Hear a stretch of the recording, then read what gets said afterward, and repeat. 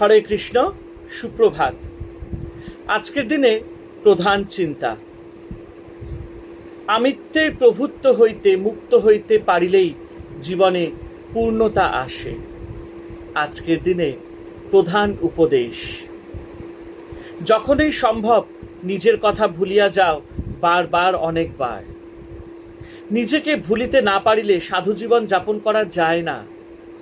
যতক্ষণ আমরা নিজের কথাই ভাবি, ততক্ষণ আমরা ভগবানকে ভুলিয়া থাকি। আমাদের ক্ষুদ্র আমিকে বিসর্জন করিবই, ইহাতে আমাদের সামান্য ক্ষতিও হইবে না, এই ভাব চাই। যখন হৃদয় পূর্ণ কামনা অথবা কোনো দিব্য আদর্শ পালনের অভিপ্রায় জাগ্রত হয়, তখনই এ কাজ আমরা সহজে করিতে পারি। তখনই আমাদের জীবন শুদ্ধ সত্য ও আশিস মণ্ডিত হয়।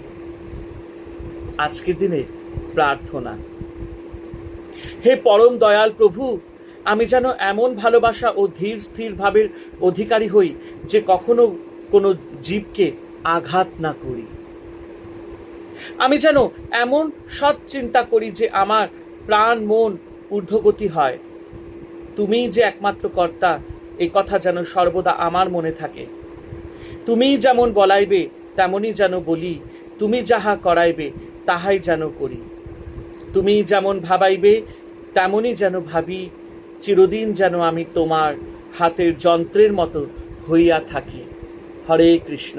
জয় ঠাকুর শ্রীরামকৃষ্ণ পরমহংস দেবের জয়।